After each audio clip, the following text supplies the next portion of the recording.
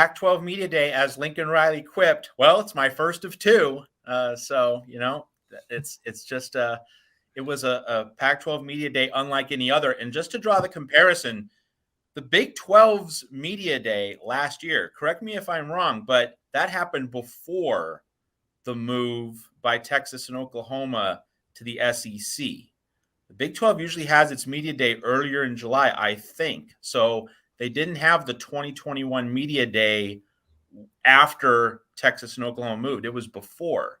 But the Pac-12, they had their Media Day after the big move by USC and UCLA. So no other conference has had to deal with something quite like what George Kliavkoff had to deal with this past Friday in Los Angeles. If I remember correctly, yes, similar to this year, the Big 12 was 1 week earlier than SEC and Big 10, and the Oklahoma-Texas news came out right as the SEC was leaving town, right at the tail end of their media days, that they didn't really have to address it, and it was just starting to rumble, and they pulled the plug and were able to escape the media onslaught. Sneaky Sankey. So yes, the Pac-12 Media Day was fascinating. I have a new cable a la carte of sorts, and I've got the Pac-12 Network now, so I get to see the Pac-12 Network, and I gotta say, just in time. Just in time. I've got to say, Matt, I thought the presentation of Pac-12 Media Day, from a production standpoint, from a talent standpoint, I thought it was a quality product. What I took in, I don't think it has much to do with the quality of the product as it does distribution and marketing. Absolutely. No, Pac-12 fans really respect Yogi Roth, the lead analyst for Pac-12 Network football, and the production values are slick. It's all about the distribution. It's all about not being seen, not being available. That's what it's all about. So let's talk about what was discussed. George Kliavkoff, of course, is the headliner. He is the commissioner.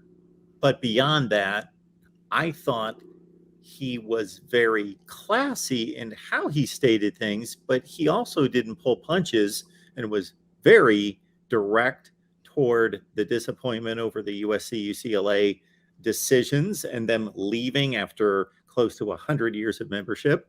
And then also the grenades that have been lobbed at the Pac-12 by the Big 12. And if anything, considering the Big 10 being the conference that took USC and UCLA, and there just being rumblings and attempts from the Big 12, he was much more critical of the Big 12. So what did you take from Kliavkoff's comments?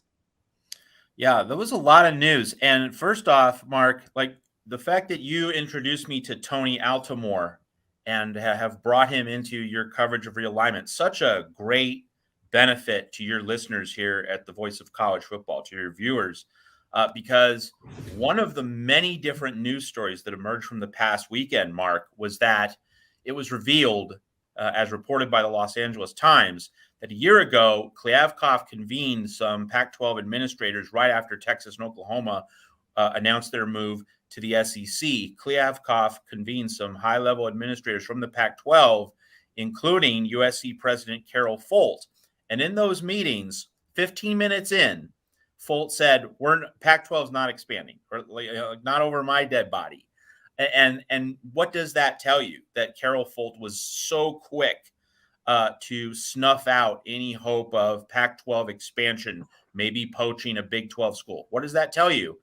It tells you that she had the Big 10 in mind at that very early point, that the Texas-Oklahoma move to the SEC, if it wasn't the absolute origination point, it certainly furthered in Carol Folt's mind as president of USC. Yeah, let's get to the Big 10. Let's get to that elite, research synergy position that Tony Altomore outlined here on the Voice of College Football a few weeks ago.